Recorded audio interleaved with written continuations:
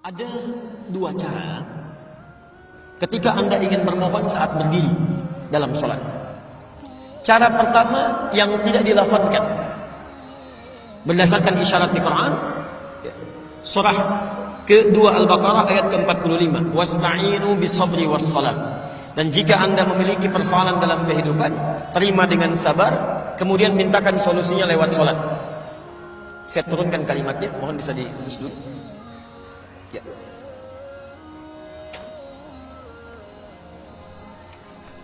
Lihat sini ya, saya berikan gambaran secara lafadznya. Cukup, jazakallah. Saya turunkan Quran surah kedua ayat ke-45. Posisi paling kanan di pertengahan, dan sedikit ke bawah. Wasta'inu. Perhatikan cara menerjemahkannya. Dan jika Anda punya persoalan dalam hidup, mintakan solusinya. Pertama, bis-sabri, dengan sabar. Jadi jangan mengeluh. Jangan mengeluh. Lalu kemudian terima dulu dengan sabar. Lalu tunaikan salat, wassalah. Minta dalam salat. Dijelaskan di hadis kapan mintanya, kapan mintanya. Di hadis Abu Dawud nomor hadis 649. Lihat, fokus. Perintah Qur'annya wasta'inu, dan mohonkan kepada Allah.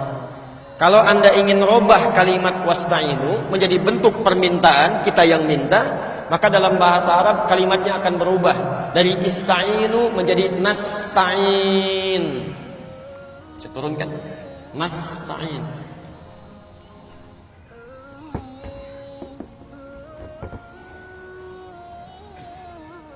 Wasta'inu, Anda minta ya.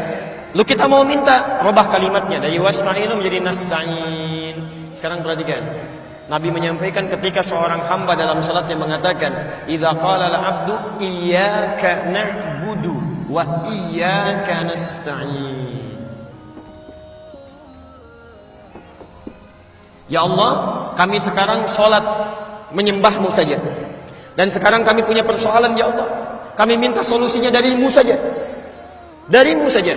Saat Anda mengucapkan kalimat ini, bukankah Anda ucapkan saat berdiri? Dalam mengucapkan Al-Fatihah itu, dalam baca Al-Fatihah. Setelah Maliki Yaumiddin apa bacaannya? Iyyaka na'budu wa iyyaka nasta'in. Perhatikan jawabannya. Hadza baini wa baina 'abdik. Ini perjanjian antara aku dengan hambaku. Wa li 'abdi ma sa'al. Syaratnya kalau benar salatnya sampai berdiri ini, sampai berdiri, masalah apapun yang dia minta saat ini akan dikabulkan. Di cara pertama cukup tidak perlu dilafadzkan, dalam hati saja. Jadi begitu Anda mengatakan wa iyyaka nasta'in, Anda hadirkan suasananya. Anda punya persoalan apa dalam kehidupan? Jelas di sini? Baik, nanti saya turunkan dalilnya lagi. Jadi kita pakai dalil, bukan pakai pendapat ya. Awas, dan ini dipraktekkan. Dipraktekkan. Tapi syaratnya ini mesti benar salatnya. Jadi kalau salat Anda nggak benar dari mulai takbir, bahkan dari wudu sampai ke sini, Anda nggak akan dapat yang ini. Tidak akan dapat. Jadi kalau salat Anda benar dari mulai wudu sampai dengan takbir, sampai berdiri, maka ini diberikan yang pertama kali. Ya. Makanya Nabi itu sangat ketat dalam masalah salat. Saya sampaikan sampai 2 kali, dari tadi malam di Al-Irsyad sampai tadi subuh ya, di Masjid Al-Falah. Disebutkan di Al-Bukhari nomor hadis 751, 757, di hadis Muslim nomor hadis 397. Babul musyi fi shalah. Ada orang yang datang kepada Nabi namanya Khalad Az-Zuraimi. Ja'a rajulun ila Nabi sallallahu alaihi wasallam. Datang seorang lelaki pada Nabi sallallahu alaihi wasallam. Fadakhala ila al-Masjid Nabawi, masuk ke masjid Nabi. Fa shalla bi jambin Nabi sallallahu alaihi wasallam. Salat di samping Nabi. Kemudian dia mulai bertakbir sampai salam. Falamma sallama yaminan wa shimalan, kala salam ke kanan dan ke kiri, faqala lahu Nabi sallallahu alaihi wasallam. Nabi sallallahu alaihi wasallam langsung berkata pada orang ini, "Shalli fa innaka lam tusalli." Kamu salat lagi karena kamu belum salat. Padahal sudah salam. Dia mengulang sampai 3 kali, tapi Nabi mengucapkan kalimat serupa. Anda salat lagi karena Anda belum salat. Apa kata orang ini? Ya Rasulullah, ma uhsinu ghairah, alimni. Ya Rasulullah, saya nggak bisa lebih baik daripada ini. Tolong ajarkan saya. Maka diajarkan oleh Nabi dari mulai wudu, Pak, sampai dengan salam. Idza qumta ila shalah asbighul wudu, thumma istaqbilil qiblah, thumma fakabbir. Kalau kamu mau salatnya bagus sempurna, sempurnakan wudu, begini caranya. Kemudian menghadap ke arah kiblat sampai kakinya diatur, bagaimana cara berdirinya, bagaimana lebar kakinya, bagaimana cara bertakbirnya, bagaimana cara bersedekapnya sampai akhirnya. Sampai di situ Nabi mengatakan di Al-Bukhari nomor hadis 651, "Shallu kama ra'aitumuni usolli." Salatlah kalian seperti persis melihat saya. Saking ingin benarnya salat kita bukan masalah fikihnya, tapi Nabi ingin memastikan bahwa kita yang salat mendapatkan minimal karunia ini. Jelas begini. Yang kedua, ada yang boleh dilafadzkan dalam berdiri. Boleh, bisa dilafadzkan. Jadi yang ini belum dilafadzkan, masih memohon. Yang kedua yang dilafadzkan. Kapan itu dilafadzkan? Setelah membaca Al-Fatihah. Setelah membaca Al-Fatihah. Antum kalau selesai baca Al-Fatihah dalam salat baca apa? Halo? Jangan katakan wallahu a'lam, enggak ada. Waladhdallin, wallahu a'lam, enggak ada. Baik, setelah baca Al-Fatihah baca apa? Surah.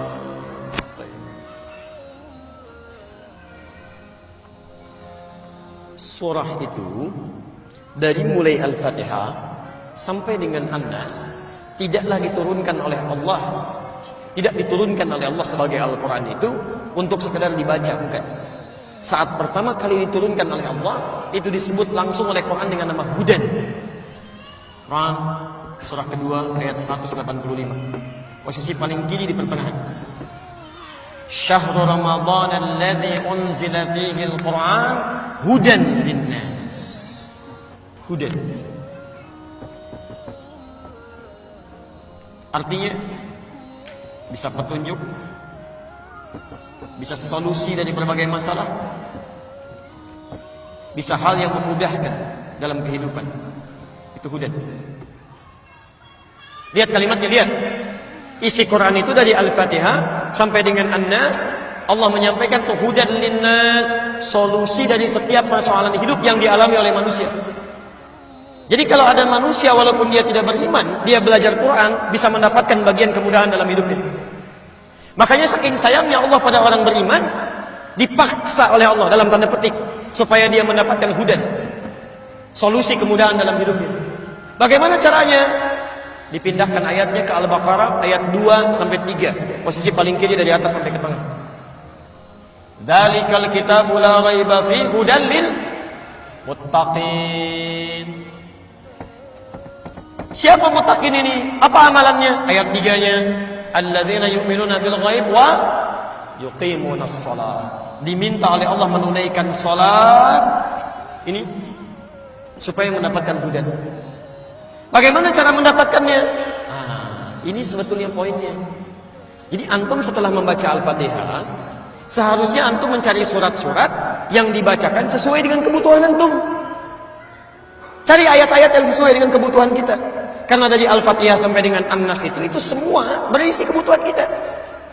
Saya baca cepat ya, tapi nggak usah ditulis. Saya ulangi, tidak usah ditulis ya. Saya bacakan saja. Misal sebelum lahir, tadi kan ikhtiarnya Quran surah kedua ayat, Quran surah ketiga ayat 38 sampai 39. Keadaannya Quran surah 19 ayat kedua sampai dengan ayat ke-11-nya. Begitu dia mulai mengandung, bagaimana kandungannya supaya baik, Quran surah ke-7 ayat ke-189. Begitu dilahirkan, bagaimana supaya ASInya mengalir lancar, anaknya tumbuh menjadi anak yang saleh, Quran surah kedua ayat 233. Begitu usia 2 tahun ke atas, dia mulai belajar bagaimana supaya dekat dengan Allah, baik dengan orang tuanya, baik dengan tetangganya, Quran surah ke-31 ayat 13 sampai dengan ayat 19-nya. Kemudian dia mulai belajar supaya cepat menangkap pelajarannya, Quran surah 9 ayat 122. Supaya meningkat prestasinya, Quran surah 58 ayat yang ke-11. Kemudian dia mulai meningkat lagi pendidikannya, mulai mendapatkan teman-teman bergaul, bagaimana supaya tidak bisa merubah keadaannya, supaya lebih dekat dengan Allah, tidak terjebak dalam pergaulan bebas, Quran surah ke-49 ayat ke-13-nya. Ada yang serius datang mau melamar, bagaimana menyikapinya, Quran surah ke-4 ayat yang ke-4. Terjadi pernikahan, Quran surah 30 ayat ke-21. Setelah Setelah menikah bagaimana membagi tugasnya supaya tidak gelisah dalam pembagian tugas, tidak saling menyingkirkan satu dengan yang lainnya. Quran surah keempat ayat 34. Setelah dia menikah, suami mulai mencari nafkah. Bagaimana cara bekerjanya? Yang standar ada di Quran surah kedua ayat 168. Kalau mendapatkan ingin yang lebih mudah lagi, Quran surah kedua ayat 172. Kalau belum berangkat rezekinya sudah menunggu dia, Quran surah 7 ayat ke-96-nya. Kemudian dalam bekerja ini tidak mudah. Istri harus merawat anaknya, merawat rumah tangga. Kadang-kadang anaknya sulit diatur, mengatakan pada perintah ibunya, mengatasinya. Quran surah ke-17 ayat ke-23. Itu dua-duanya sama-sama capek. Jangan dikira yang pergi ke kantor saja, ibu pun merawat anak juga kadang-kadang ada rasa lelah. Bagaimana mengatasinya? Kalau lelah-lelah sedikit, itu ada di Quran surah ke-26 ayat ke-80. Kalau sudah mulai menjadi penyakit, bahkan kata dokter nggak ada obatnya, bagi Allah nggak ada yang mustahil. Quran surah ke-21 ayat 83 sampai dengan 84. Kadang-kadang Anda yang bekerja, ada orang yang tidak suka dengan Anda. Ada yang usil, ingin menyingkirkan Anda, menyungkurkan Anda. Ada perlindungan dari Allah di Quran surah ke-17 ayat 79 sampai dengan 81. Kalau ada yang membuat diri Anda tersesat sampai mengatakan, ya Allah kenapa dia begini ya Allah, apa nggak ada solusinya? Selalu ada. Amalkan di Quran surah ke-21 ayat 87 sampai dengan ayat ke-88-nya. Sampai Anda beraktivitas lagi, mendapatkan kesenangan hidup, harta mulai melimpah, Masya Allah, rumah semakin luas, syukuri itu semua dengan mengamalkan tuntunan di Quran surah ke-14 ayat yang ke-7-nya. Tapi ketika datang ujian, tingkat ujian bisa macam-macam. Ada yang ringan, yang menengah, kemudian yang kuat. Pelajari itu supaya siap menghadapinya. Di Quran surah kedua ayat 214. Solusinya di Quran surah ketiga ayat 142. Cara sabarnya di Quran surah kedua ayat 155 sampai 157. Sampai Anda terus berkembang, usia 40 tahun, orang tua masih ada, ingin berbakti pada orang tua, ada di Quran surah ke-46 ayat yang ke-15-nya. Sampai kemudian Anda semakin sepuh mengatakan, ya Allah, apakah saya akan hidup untuk selamanya? Tidak. Satu saat kamu akan meninggal. Bagaimana cara meninggalnya ya Allah? Kamu akan kedatangan maut di Quran surah ketiga ayat 185. Maut itu datang lewat malaikat yang diutus. Quran surah 32 ayat yang ke-11. Bagaimana cara diambilnya ya Allah? Kalau kamu ingin tenang diambilnya, kerjakan amal soleh, maka kamu akan dipanggil dengan kalimat yang menenangkan. Ya ayyatuhan nafsul mutmainnah. Quran surah 89 ayat 27 sampai dengan ayat 30. Tapi kalau kamu banyak amal salah, tidak ada amal soleh, maka panggilannya akan sedikit menegangkan. Quran surah ke-8 ayat ke-50 sambil dipukulin malaikat. Ya Allah, saya telah mengalami malam pertama di alam dunia. Bagaimana malam pertama di alam kubur? Apakah menyenangkan atau ada persoalan? Kalau ingin senang, Quran surah ke-3 ayat 169 sampai 172. Kalau kamu ingin sedikit menegangkan sambil ditampakkan neraka jahanam dari mulai pagi sampai dengan sore, boleh. Ada di Quran surah ke-40 ayat 46 sampai dengan 47-nya. Ya Allah, bagaimana suasana hisab? Apakah menyenangkan atau tidak? Kalau kamu ingin masuk surga tanpa hisab, langsung masuk mendapatkan berita gembira surga, ada amalannya di Quran surah kedua ayat 25. Tapi kalau kamu misalnya banyak amal salahnya, mengabaikan perintah Allah, bahkan kamu bisa masuk neraka tanpa hisab. Ada di Quran surah ke-18 ayat 100 sampai dengan 101-nya. Ya Allah, bagaimana suasana surga nanti ya Allah? Ayo kerjakan amal saleh. Ada surga bersama Rasulullah tingkat yang paling tinggi. Amalan di Quran surah ketiga ayat 31, Quran surah 59 ayat yang ke-7, Quran surah 33 ayat 21. Ada surga yang di taman surga yang memberikan langsung Allah, bisa melihat Allah tanpa hijab. Quran surah 75 ayat 22 sampai dengan ayat 23. Ada amalannya di Quran surah ke-51 ayat 15 sampai dengan ayat 23. Ada Quran ayat surga seluas langit dan bumi. Kemanapun kamu beraktivitas tidak akan pernah menemukan ujungnya. Quran surah ketiga ayat 133 sampai dengan 134. Ada semua. Ada semua. Ya, Anda punya masalah apapun, ayat ada di Quran. Jadi begitu mengatakan waladdallin, cari ayat yang sesuai dengan kebutuhan Anda. Mintakan, boleh dilafazkan. Masalahnya Ustaz, saya nggak hafal ayatnya. Jadi yang dibaca dari subuh sampai isya, An-Nas lagi, minal jinnati, dan dikabulkan oleh Allah. Mimpinya ketemu jin terus, gitu kan? Itu yang boleh dilakukan. Tapi ini, saya mohon maaf kalau tadi agak cepat ya. Makanya saya katakan jangan ditulis. Tapi yang paling indah, Quran tidak pernah membuka sebuah persoalan kecuali melahirkan solusi. Ya Allah, saya harus bacakan ayatnya. Bagaimana cara saya menghafalkannya? Ditawarkan langsung di Quran. Nanti lain waktu, kalau saya punya waktu yang lebih luas lagi, saya turunkan metodenya, metode Quran langsung. Kata Allah, saya akan berikan jaminan kepadamu untuk mudah menghafalkan Qurannya. Bahkan disebutkan 4 kali di satu surah. Surah 54, ayat 17, ayat 22, ayat 32, ayat 40. Walaqad yassarnal Qur'ana lidzikri fahal min muddakir. Dan kami jamin, kami akan mudahkan semudah-mudahnya Al-Quran itu untuk dihafalkan, untuk diingat. Sekarang ada nggak di antara anda yang mau menghafalkannya? Pak Bu, saking mudahnya, anak usia 4 tahun, mata buta, hafal Quran. Bahkan anak kita itu, rekor penghafal Quran paling muda itu orang Indonesia. Dan fisiknya itu dikatakan belum sempurna. Fajar namanya. Lahir dengan keadaan yang terlihat tidak sempurna, tapi begitu bicara kalimat yang keluar pertama kali itu Quran. Quran.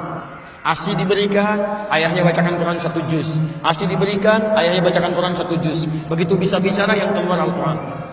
Saking mudahnya seorang perempuan usia 82 tahun tidak bisa baca, tidak bisa menulis, diperdengarkan oleh cucunya Al-Quran. 2 tahun hafal Quran. Hafal Quran. Jadi menghafal Quran itu sulit atau mudah? Kalau mudah kenapa sampai pagi ini belum hafal? Kalau sulit di mana sulitnya? Karena semua orang mengatakan mudah.